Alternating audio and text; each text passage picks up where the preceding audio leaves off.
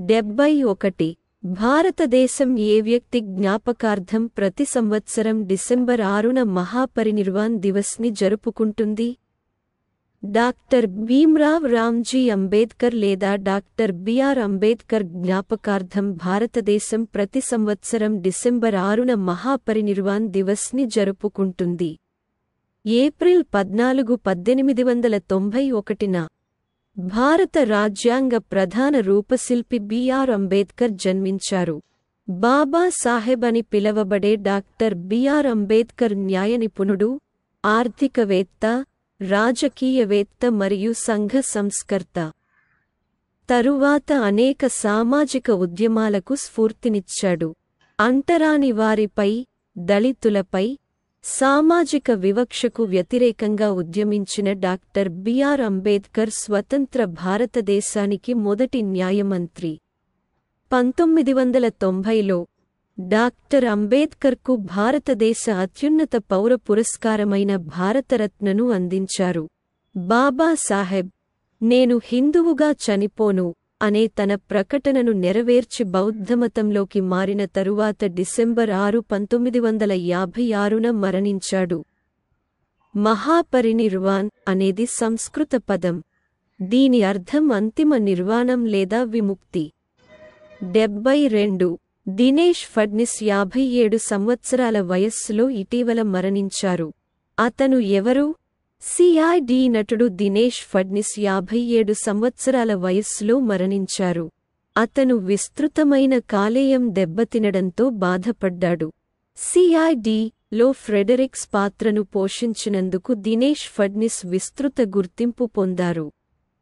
ACP ప్రద్యుమ్నంగా నటుడు శివాజీ సతమతమైన ప్రదర్శనకు ఆయన దాదాపు 2 దశాబ్దాలు అంకితం చేశారు. సిఐడి 1998లో ప్రసారమైంది మరియు భారతదేశంలో సుదీర్ఘకాలం నడిచే టెలివిజన్ సిరీస్లలో ఒకటి. సిఐడి లో తన పాత్రతో పాటు ప్రముఖ టీవీ షో తారక్ మెహతా కా ఉల్టా చష్మాలో దినేష్ ఫడ్నిస్ అతిథి పాత్రలో కనిపించాడు.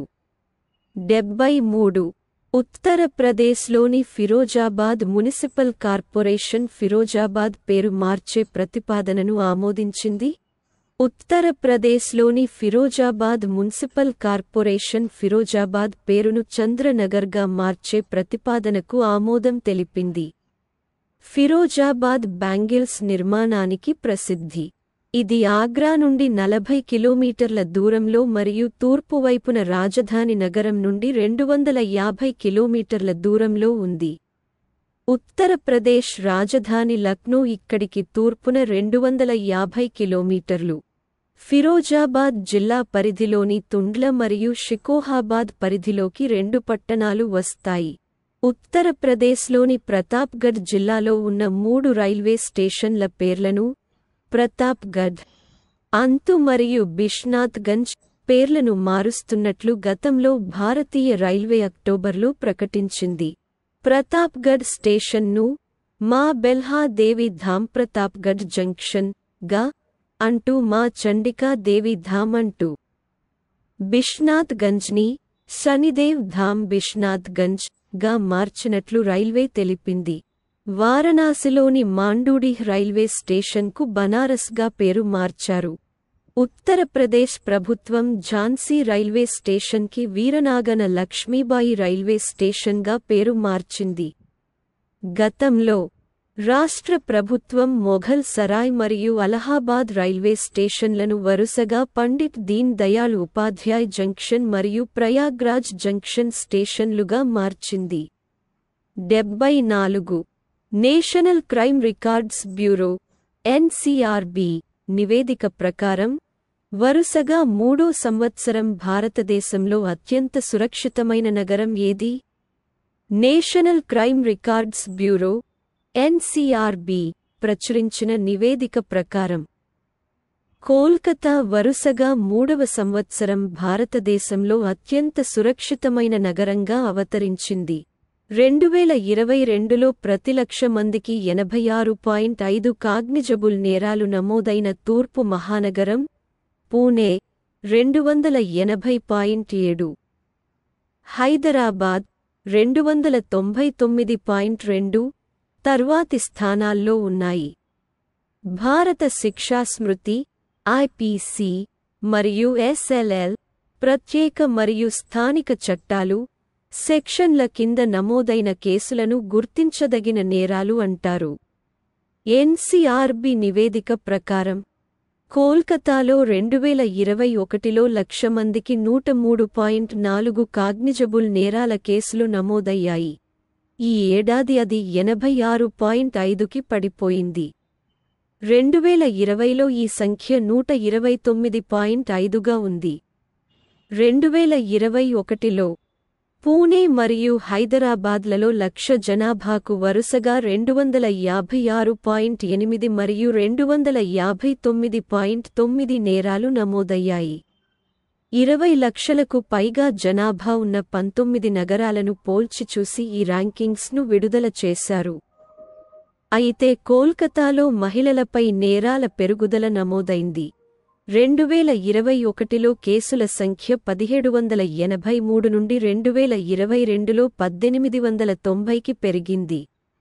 కోల్కతాలో మహిళలపై నేరాల రేటు 1,00,000 జనాభాకు 27.1గా ఉంది. కోయంబత్తూర్లో 12.9 మరియు చెన్నైలో 17.1 కంటే ఎక్కువ. ఈ సంవత్సరం తూర్పు మహానగరంలో హింసాత్మక నేరాలు తగ్గుముఖం పట్టాయి. కేవలం 34 హత్య కేసులు మాత్రమే నమోదయ్యాయి. గత సంవత్సరం 45 నుండి తగ్గింది. ఎన్సీఆర్బీ నివేదిక క్రైమ్ ఇన్ ఇండియా 2022 36 రాష్ట్రాలు మరియు కేంద్ర పాలిత ప్రాంతాలు మరియు కేంద్ర ఏజెన్సీల నుండి సేకరించిన డేటా ఆధారంగా రూపొందించబడింది. 75 భౌగోళిక సమాచార వ్యవస్థ జీఐఎస్ అప్లికేషన్ గ్రామ్ మన్చిత్ర ను ఏ మంత్రిత్వ శాఖ ప్రారంభించింది? పంచాయతీరాజ్ మంత్రిత్వ శాఖ జీఐఎస్ అప్లికేషన్ గ్రామ్ మన్చిత్ర https://gramancitra.gov.in ని ప్రారంభించింది. ఈ అప్లికేషన్ జియో స్పేషియల్ టెక్నాలజీని ఉపయోగించి గ్రామ పంచాయతీ స్థాయిలో ప్రణాళికను నిర్వహించడానికి గ్రామ పంచాయతీలను సులభతరం చేస్తుంది మరియు మద్దతు ఇస్తుంది. ఇది వివిధ రంగాలలో చేపట్టాల్సిన వివిధ అభివృద్ధి పనులను మెరుగ్గా దృశ్యమానం చేయడానికి మరియు గ్రామ పంచాయతీ అభివృద్ధి ప్రణాళిక జీపీడీపీ కోసం నిర్ణయ మద్దతు వ్యవస్థను అందించడానికి ఒకే ఏకీకృత జియోస్పేషియల్ ప్లాట్ఫారంను అందిస్తుంది. అసెట్ అవుట్పుట్గా ఉన్న పనుల కోసం జియో ట్యాగ్లతో అంటే జీపీఎస్ కోఆర్డినేట్లు ఫోటోలను క్యాప్చర్ చేయడంలో సహాయపడటానికి యాక్షన్ సాఫ్ట్ అనే మొబైల్ ఆధారిత పరిష్కారాన్ని మంత్రిత్వ శాఖ ప్రారంభించింది.